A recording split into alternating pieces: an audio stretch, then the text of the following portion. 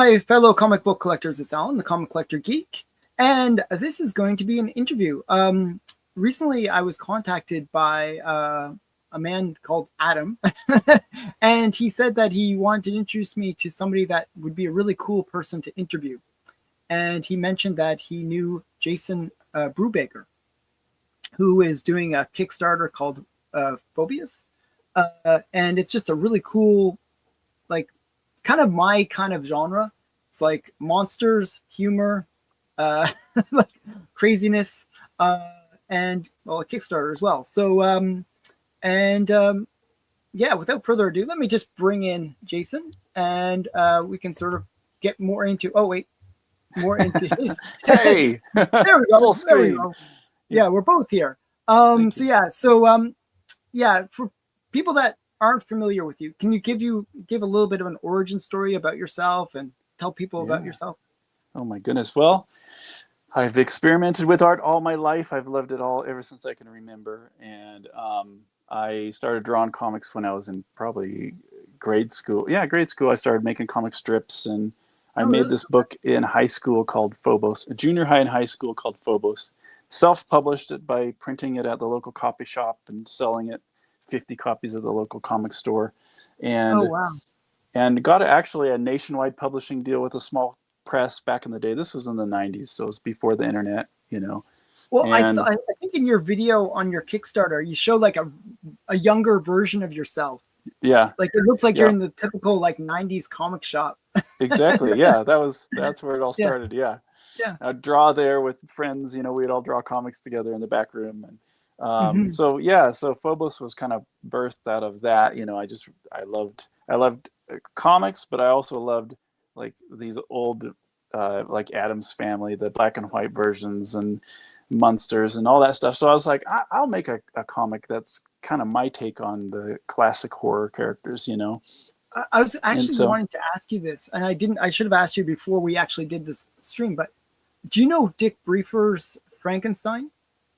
No. Okay, I should, but I don't. I'll introduce you to it afterwards. Okay. It's really great. I remember Frankenstein. Okay, well, good. I'll look forward to that. I remember really obsessing over Bernie Wrightson's Frankenstein art. He did some illustrations that were just jaw-droppingly beautiful, and you know. So anyway, but yeah, I did comics, and then I did a lot of submissions in the 90s after I graduated high school. Ended up getting hired in Hollywood to do storyboards. So I did storyboards for commercials for several years, and worked on some movies as well, Blade and Pitch Black and Deuce Bigalow and Van Helsing are some of them. All good movies, actually. Yeah, because I did some Vampire the Masquerade illustrations, and so everyone just assumed I was just the vampire guy. Even though I was like, okay. So anyway, Phobos is about vampires too, so I guess it works. So I did that for quite a while, and then I started working on some animation in my free time. Then I started getting animation jobs. Started working for motion design studios doing animation. We started hiring the best Disney animators there were when Disney was laying off everybody. So I learned from the best animators and learned how to do it from them and hired them. And then when DreamWorks called me and said, hey, we need to do an intro to Kung Fu Panda in this kind of hybrid style with animation and digital. And we hear you're the guy. And so I worked on that with James Baxter. And so is that why Kung Fu Panda has like vampire teeth? I wish. No. Yeah, it would have fit naturally then. Yeah, I'm just joking. So then after I got into DreamWorks, because they kind of absorbed James Baxter's studio, and when I was working at the studio, and then I applied to do visual development because I also drew. I didn't just animate. And so I got hired to do visual development after that for DreamWorks for about 7 years. And then after that, I left and I moved here to Idaho, and I've just been doing comics ever since because I've been kickstarting my books, you know, on Kickstarter ever since Kickstarter started. And, you were saying like before we started that you were actually you were one of the first Kickstarters Yeah. So what was your first Kickstarter? It was a comic book? Yeah, it was called Remind. Remind. I can show you some of the work from it. It's here, I can let me move my stuff off screen here. So yeah, so so I'll just have it on screen in the back here. Yeah, I can make it so that we're sharing that. Like here, is that Remind? Yeah, this is all Remind stuff. So I did this as a web comic, you know, and then Kickstarter came out, I think 2010. I started this in 2009. Strangely, it kind of reminds me of Mobius. Yeah, Mobius was a big influence of mine, one of many, you know. Okay. And so anyway, I didn't know what to do with this comic, so I put it out as a web comic back in the day, and then Kickstarter came out, and everyone's like, "You should do that," and I was like, "You should do it on Kickstarter." Yeah, I don't know. I mean, it looks beautiful. And at the time, the comics were making about 3,000 max. I don't think they made any more than that on Kickstarter, right when it started. And so I put this one on there with a $3,000 goal, and it got 12,000. So it kind of passed the goals that everyone thought it could do. And then the second volume got 107,000, which, you know, blew away new records at the time, of course. Yeah. And then also for Remind, I won the Xeric grant. I asked for $5,000 from this grant by it was Peter Laird from Teenage Mutant Ninja Turtles. Oh, really? And so they had this grant, but I think with Kickstarter, they stopped doing the grant after that. But so between the grant and Kickstarter, I was able to print this really beautiful hardcover book, and and so that was my adventure into Kickstarter. And it kind of, I was working at DreamWorks when I made a lot of money on Kickstarter, and I was like, maybe I can actually switch my career again and do comics full time now, and so sure enough, that's what I'm doing now. So that's all Remind. And then the next one I did was a big long series called Sithra, and these are just some like still frames from it. Oh, very cool. I see you have this cat and girl. That's Remind. That's Remind. That was what I was thinking. Remind. I don't know what that's doing. It's like, hey, that's very similar to the previous one. One of the things with the cat is I treat a lot of my comics like movie stars. So like there's a cat that keeps showing up in all my comics, and he's just plays a different role. And same with some of the characters. Like there's an old lady and that keeps showing up, and she plays a different role. And so every time I design a character that I really like, I kind of keep reusing them. Yeah. Well, why not, right? Exactly. So. Yeah, I mean, the artwork is really beautiful. It's very stunning. Thank you. Yeah. So anyway, and then Phobos is the thing I kind of was working on back in the day, and I was like, you know what? If I just apply all the stuff I know now as a professional, I could make this story I created in high school into something really, really good, And so that's kind of why I started working on Phobos again. But it took a while before I realized why I wanted to draw it again, Like it's fun to draw it, but there has to be kind of like a why. Why am I telling this story, And so anyway, so Phobos is the new one, and it's going to be about 800 pages long. I'm working on the third volume right now, which will be the final volume. The Kickstarter each volume is like 100 pages? 300 pages. Wow. Yeah, I actually have. Do I have one here? I should have one here since. Yeah, here's one. So I didn't realize it was that big. Yeah, so it's a pretty good size. Yeah, let me I'm going to remove this and just make you big here again. Okay, it's kind of hard to. Yeah, I didn't realize. By the way, in a way, your pricing is really cheap. Oh, well, good. That's I really try to make the pricing as cheap as possible. I mean, when I first did the first Remind, I think it was $20 for a really beautiful hardcover, which I'll show you. Is kind of surprising how cheap I was able to print this thing. Actually, this is the second one, but it's almost a 200-page book. Full color, all like illustrated. I mean, that's amazing. Because this one was 25, but the first one I remember I was selling it for 20, and I was like, I don't want to go over 20. Because usually with Kickstarters, like people are like, for like a small comic, like I'm guilty of this too because I had a Kickstarter. We usually charge like $30. Yeah. but it's like a thin comic, not hardcover. Yeah. Not as many pages. And there's a time for that. It makes sense in some cases. But what I was really trying to do is I wanted the work and the books to sell without people giving me a free handout, so to speak. Like the way I looked at it is, if I can't sell this at a good retail price and sell it to a lot of people, then I'm failing. I don't want to just sell it to 5 people who pay me $100 each, or 10 people, 20 people. So that was kind of my mentality. And, the Kickstarter just kept surprising me, and it kept working.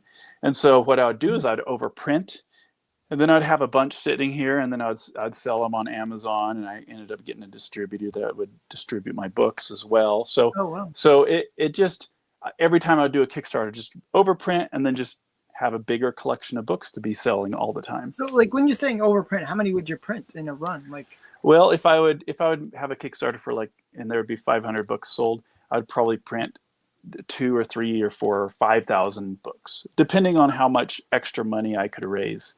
And because I didn't a small really print run compared to it is traditional comics that have maybe 50,000 as a typical print run nowadays. Yeah, it was successful, but it was still a very small run. And and then the 5,000 books or 2,000 that were left over they would sell for the next 2 years or something. And sometimes like with Remind, I would sell out and I'd have to reprint again. And so I would use the new Kickstarter funds to reprint as well as print new books. And so the Kickstarters never were really like money in the pocket. They were just money that kept the system they just funded. running. Yeah, they funded it. I mean, that's what I did with my Kickstarter. So I did one book, and the first book kind of funds the second book. Exactly. It's like, it keeps it going. And so, and now I'm at a kind of a different phase, and I'm partnering with Titan Comics to do the Kickstarter this time. Yeah. So it's a little different for me because of that, and it's because most of my books. How did that come about? I've been working with I've been partnering with Macroverse, who've been kind of a digital imprint of my work. And they're so excited about my books that they're just like, we're going to find a home for your books, whether it's on TV or movies or comic shops or books or whatever. We'll make a play out of it. I don't care. And so so we've been, they're the ones who kind of figured out I'm pointing up because my statue's up here. The Phobos statue that they're the ones who kind of set that up. We'll have to show that after, but get it. Yeah. And so they're the ones who came to me with the partnership option, because they're just like, we've talked to them and we potentially can have it to where they just publish all your books. And at the time I was starting to run out of print, and when you spend like $11,000 to print one book to have a print run, and you run out of a series of 6 books, suddenly that's too much money to just try to come up with on your own every time. And because my sister series is 6 books, my Phobos series is going to be 3. My Remind is 2 volumes, and so it's just suddenly they're all running out of print, and I'm like, I don't know if I want to.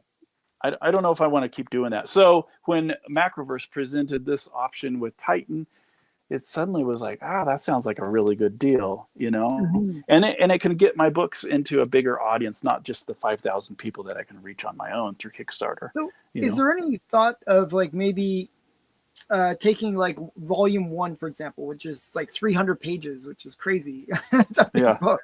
Is there any thought of taking that and saying, okay, this would actually work as maybe 10 comics or 8 comics?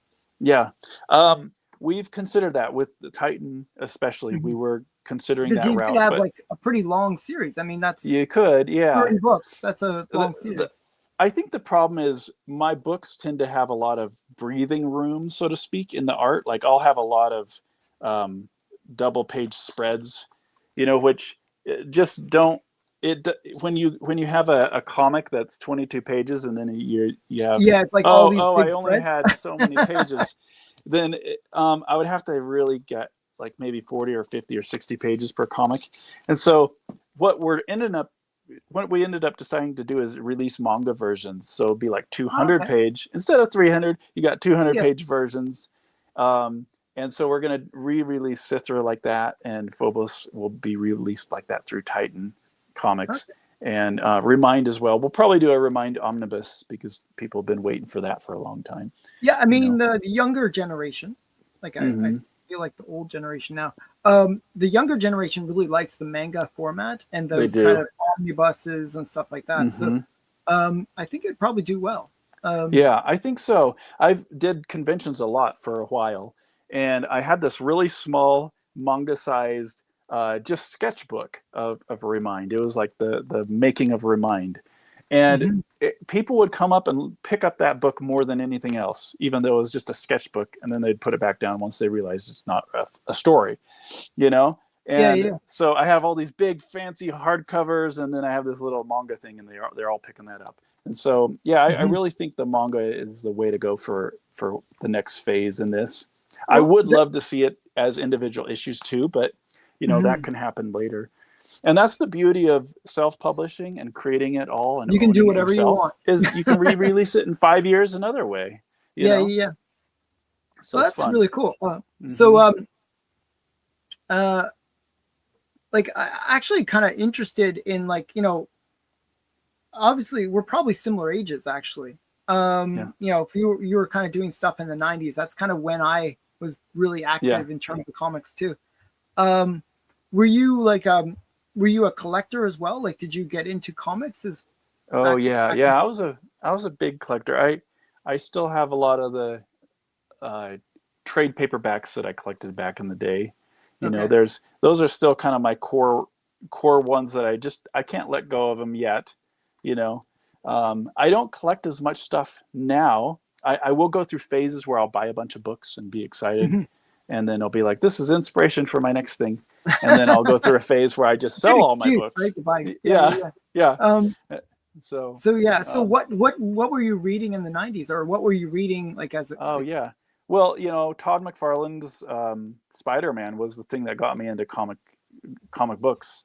And so I obsessed over his work, and then, you know, I started following Eric Larson because he took over Spider-Man, and then they launched Image Comics, and so Jim Lee's stuff and Jim Lee's X-Men and all the Image comics other than, you know, a handful of them.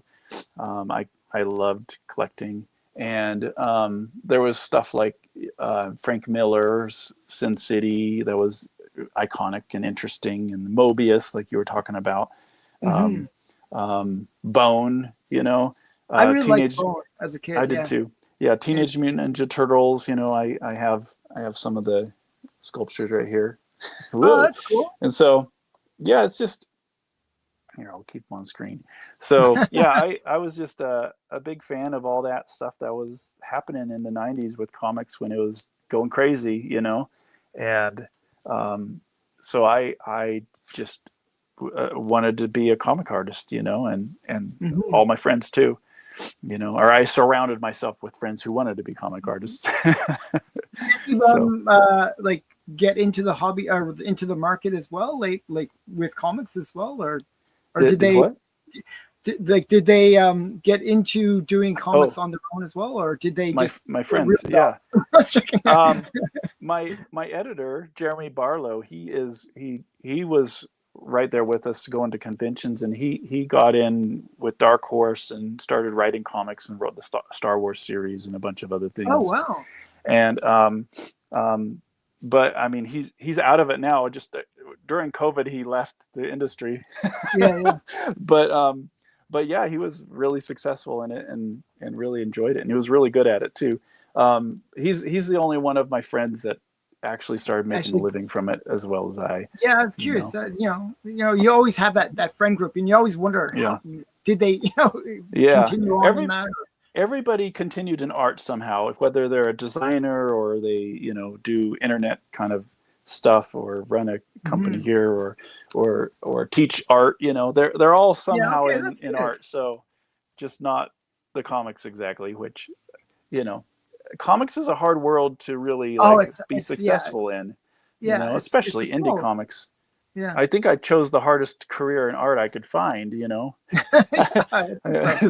But hey, it's good, you know. I chose it because there's a reason I chose it. You know, I could have stayed in DreamWorks, and they wanted me to stay, and I could have made a lot more money doing that. But you know, this is where my heart was. This is more your passion, yeah. So I mean, how was it working at DreamWorks? I mean, that sounds like a dream job for most artists. Yeah, it was the dream job. It was my. I mean, besides doing cell animation, I loved doing cell animation probably the most out of every job. But working on Kung Fu Panda and working on art that was translated directly to the screen and stuff, and with a team of artists that are all cream of the crop, like the best around the world, pooled together to work on a movie, like you just can't match that. You know, you're working with the best artists, and you can, you know, talk to all of them about how do you do this, how do you do that, you know. And you're inspired really every day walking down the halls, seeing all the art, and everyone's, you know, just working together. And so that was just the best, the peak of a career in art, I think. And doing visual development was the best because you're doing everything. You're not just like doing one like thing. You're designing a whole show. You're designing props and characters and sets and doing storyboards. And you know, sometimes there's obviously storyboard artists, but for instance, they saw I did comics, and so they're like, "Can you redesign this and storyboard the whole opening sequence of Kung Fu Panda 3?" And so I spent weeks doing storyboards, and there were full color designs, and it ended up being exactly the intro to Kung Fu Panda 3. The credit scene with him running down the hill, and the Furious Five are chasing him, and I designed it all, and I storyboarded it, and I did the color, you know, palettes, and even found the locations in Maya from the, you know, and the 3D models. Made them into it was. And so, you know, it's because of my comic experience that they said, you do this, make it like your comics, you know. That's really and cool. So it opened a lot of doors, you know, to be kind of obsessed with my own work, and they saw what I was obsessed with, and they said, do that here too. And you know, like I said, cool to give you that artistic freedom. I mean, they were wonderful. Yeah, the art director and the production designer were just amazing at giving people what they were strong at doing, working with their strengths. You know, so I will say it was a wonderful career and a wonderful job. It's just, you know, circumstances in life and me being successful with my comics kind of made me go, you know what. I think I need to make this decision now to move away from California, move out of Hollywood, go to it, you know, back home to Idaho where I grew up, and I'll be happier here and more peaceful, and I can work on the stuff I want to work on and not have to play that game, you know, because it is a game. Yeah. I mean, you're chasing the dangling carrots. Yeah. So it's I'm glad I made the choice, but I can't say that I never looked back and gone, I wonder what would have happened if I would have stayed. You know, all my friends are like directing movies now, and I'm like, but it's okay. You know, I chose this, and I'm much rather be here than in LA and tied to a studio, you know. Well, I mean, I think it's cool that you're creating something for yourself. I mean, that, you know, that you had a vision of, I mean, getting into Phobius. I mean, that's something you like were basically doing for like 30 years. I know. Yeah. It's kind of surprising. And what's funny is it's the first book that a publisher has actually picked up and said, we're going to publish this. Is this book that I created when I was in junior high. So, and it's totally silly, you know. I mean, it's just funny. Like I'm just embracing my junior high self and going, I thought it was funny then, so I'm going to do it again. You know? Yeah. I mean, actually, tell us a bit more about Phobius. I mean, one of the things that I thought was, you know, you have like a little intro video on your Kickstarter, and I you know, one of the things that you mentioned in the video is that every time Frankenstein gets electrocuted, he grows an arm. Like, it's just so messed up. He sprouts arms. He sprouts arms. And it was because of this very first I found this. This is the very first drawing back in let me junior make high you big here. of Wait, I'll Frank. make you big. Okay. So this is Frank. It's kind of hard to see, but here's the mad scientist going, "It's alive." And then he's yawning, and here's this third arm sticking out. It's totally bad drawing, but you kind of get it. And he's like saying, "It worked. I've created the perfect creature." So this is kind of the very first thing that I drew for Phobos back a long time ago. That's cool. I mean, it's cool that you have that. Like, that's it was fun to find it. I didn't think I actually still had it, but I found it in papers for this campaign. Yeah. So, and the first version of Phobos didn't actually have that be a part of the story, but when I relaunched it, because this is really like the third relaunching, after starting and stopping trying to do comics, and then I got successful with Remind and Sithra. And so I was like, okay, now I'm going to relaunch Phobos right, and so I just started over and started drawing it from scratch. Why Phobos? What's the what? I don't get the name. What's the name? Well, when I was a kid, you didn't have, AI and the internet helping you like learn everything about everything. And so I was like, it's like fear, like a phobia. Yeah, but phobia. I'll just call it Phobos. Yeah. And it's this vampire, and his name's Phobos. It's kind of like Lobo meets phobia. yeah, exactly. And so, but I didn't realize it was a Greek god, or the moon of a moon of Pluto. I didn't realize any of that stuff back in the day. Okay, but cool, the name just stuck, and everyone's always liked it, and I like it. It's an interesting name. It's basically this vampire character. The name Phobos is this vampire, but he's stuck in mid transformation. He got knocked out and stuck in the bottom of his toxic moat for 700 years. And as he was trying to transform into a bat, so when he gets emerged 700 years later by accident, he's stuck in this kind of worthless in-between stage. And so that's his situation. And he's slowly regaining his memories of who he was. He doesn't know, So, and so meanwhile, there's a mad scientist who took over his castle and created this Frankenstein character. And there's this girl who shows up, and her crazy situation is revealed in volume 2, so I won't give it away. But you kind of enter the scene through her eyes because she appears normal, but then you find out she's just like all the rest. she deserves to be there. Yeah. So anyway, and it grows, and it more characters are introduced in volume 3, and the whole story arc takes 3 volumes. Have you actually finished volume 3 in terms of the creating the art and stuff, or? Not the art. I'm on the 50th, like 53, page 53 right now of volume 3. Wow. I've finished volume 2, so that's what we're kickstarting, just to get that one out there. Yeah. And I'll try to get. For people watching this, there'll be a link in the description to his Kickstarter, so you can go over there and check it out. Definitely, I'm going to be backing it. I recommend everyone watching back it. It looks really awesome. Yeah, and we got a big old statue as well. By Jeff Yeager, who sculpted a giant sculpture of Frank with some sprouting arms. So it's really fun to see. It looks really cool. It is. It's really neat. Yeah. So I'm actually curious. How did that happen? Like, I mean, that was again. You don't usually associate statues with, like, you do, but not at right at the beginning of some comic. Yeah, I know, it's really weird, isn't it?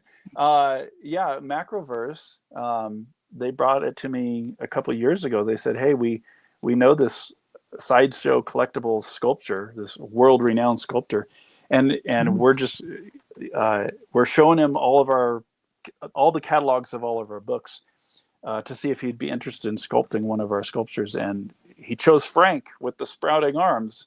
And I'm all right. And so we set this up a long time ago, and then we're like just waiting to see where to put it out, where to release it. And so when we locked up this Titan Comics thing and started doing the Kickstarter, we're like, this is a good time to just put them all together. Yeah. Actually, can you share your screen, and we'll show actually a little bit of Phobos and the statue as well. I think the statue looks amazing.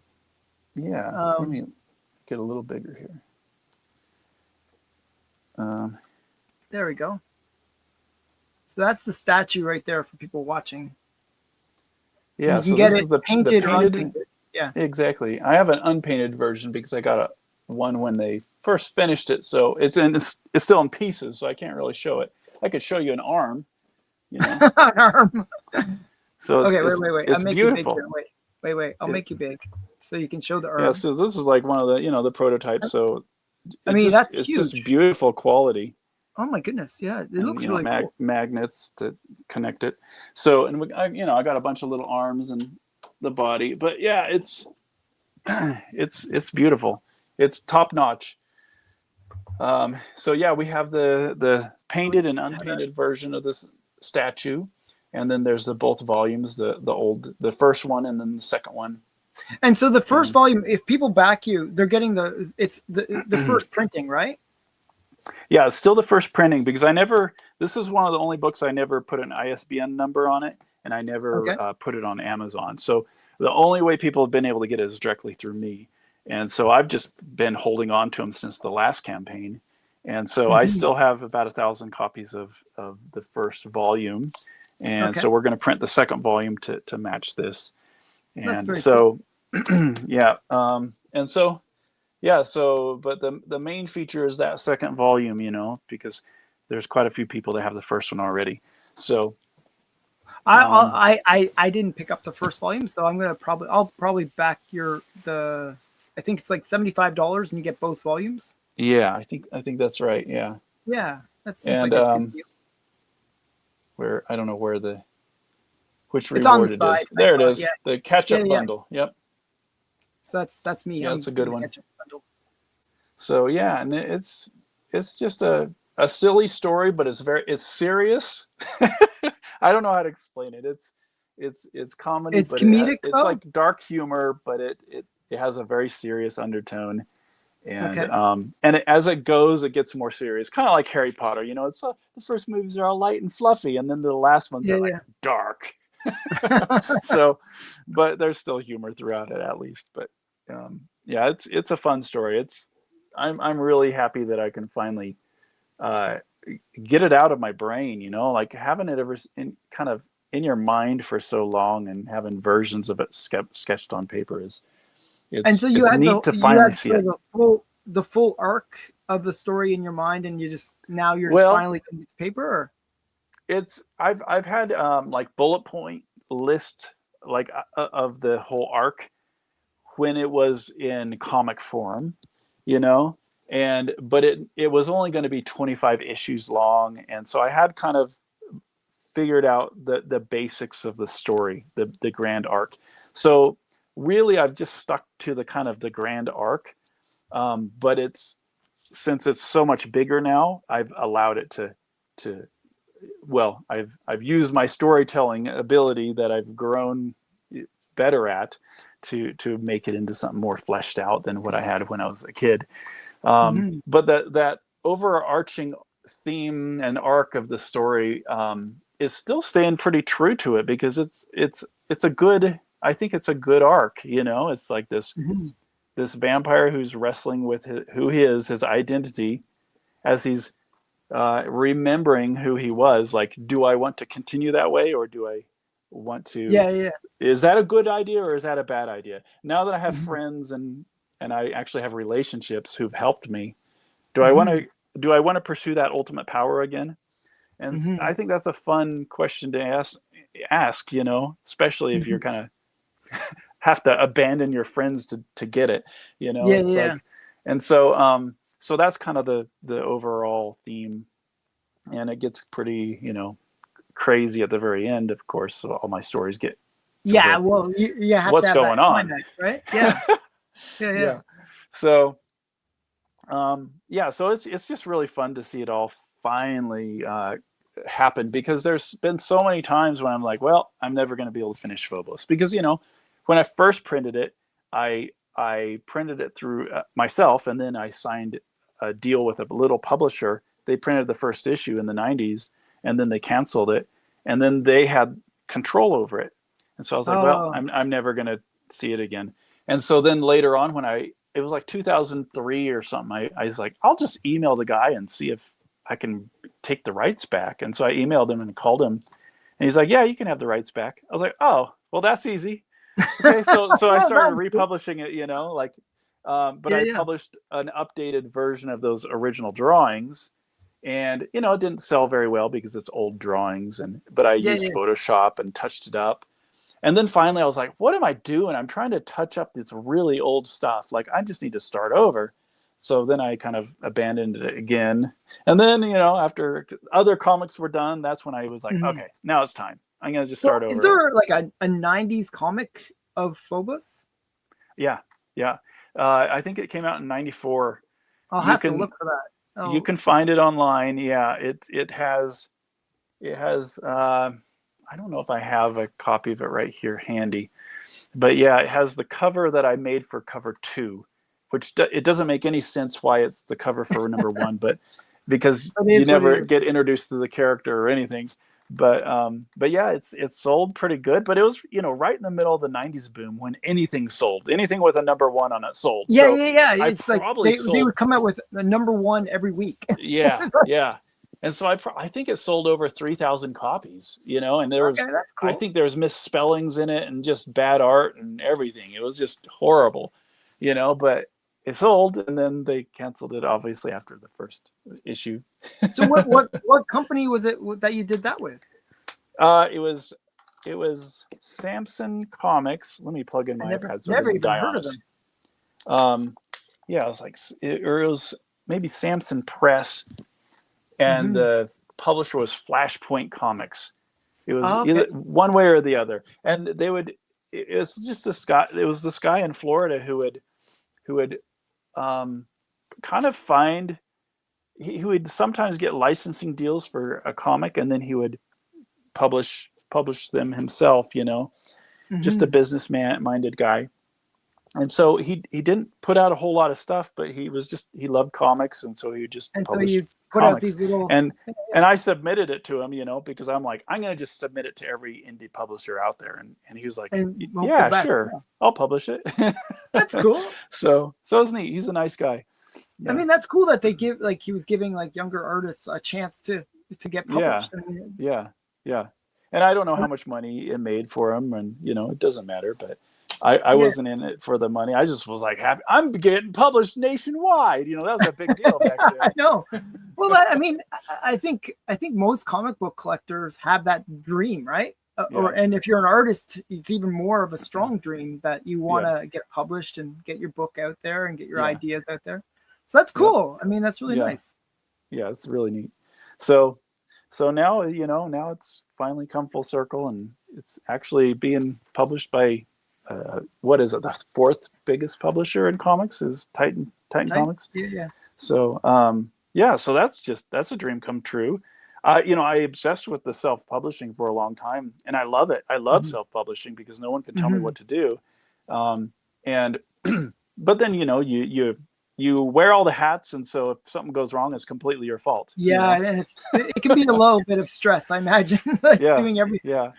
So at this phase, I'm really excited about like letting someone else publish the books now. You know, that to me is it's like, wow, I can't believe I'm there. It only took me 50 years. No. So I've had some books be like, Remind was translated to German and published by Sub Pop in Germany. Oh wow. So and I've published some drawing books that have been printed into Japanese and Chinese as well. So, you know, I've had some success with publishers republishing it in other languages. Yeah, it's cool. But never in America, where it's like, we'll publish your books. So that's a big step for me. Yeah. Yeah, that's nice. So I'm going to give you a chance now to pitch your Kickstarter. Okay. So yeah, might as well, right? like so this is like where you're gonna sell us on Phobos, and I think people watching pitches. It's I mean, I think the video that you had at the very beginning is, you know, it's a very compelling video, and I think it was well done. Here, I'll make your screen big so that you can show it. Screen. Yeah, this is your okay, Okay. wait. I'll do it this way. No, wait, no, wrong way. I'm not good at this. Okay, okay. So therefore, you can show the Kickstarter. No, that's fine. That's perfect. Okay. Do you want me to play the video, or do you want me to talk? You don't have to play. I wouldn't play the video, but Okay. just No explain video. it. Okay. Just tell a little bit more about it, and then. Yeah. So Phyllis is my this is my bit that I'm releasing out into the world. This is a passion project I've been working on for 30 years, basically. It is about a vampire in mid-transformation with amnesia. He's been nursed back to health by this mad scientist and a crazy-looking Franken monster who sprouts arms whenever he gets electrocuted. And they are everyone is after this mad because he has figured out he's figured out something that everybody else is trying to end. Let's just say that. And what he's figured is what gave Phobos his power back in the day. And so everyone's basically after Phobos's power, but Phobos doesn't remember anything. And so it's this wacky kind of wild story about talking lap cats who want world domination power and vampires and mummies and all that stuff all mixed together. If you like Munsters, or if you like Addams Family or Wednesday, that kind of dark humor, I think you're going to really love it, because I really try to preserve like what made those classic monster movies feel so special. And so I'm keeping it in black and white, and just trying to make it feel very much like a movie from the 40s or 50s with classic horror characters. So anyway, it's for pretty much any age. There's some blood in it, but it's nothing over the top. It's not anything that's going to scare off any 10-year-olds or anything like that. In fact, they're going to love it. Teenagers love it. Teenage girls love it. So yeah, it's a win. So anyway, that's my pitch. A reasonable pitch. The first book has a glow in the dark cover too. So we'll see if we get high enough stretch goals. Yeah. This part glows, and the title glows. All the whites glow. So it's fun. So anyway, that's it. Well, that's a reasonable pitch. Reasonable, yeah. No, elevator pitches are the hardest thing in the world for me to do. But yeah. So okay, for people watching this video, definitely check out the link in the description of this video. I will be linking to his Kickstarter. You can support him.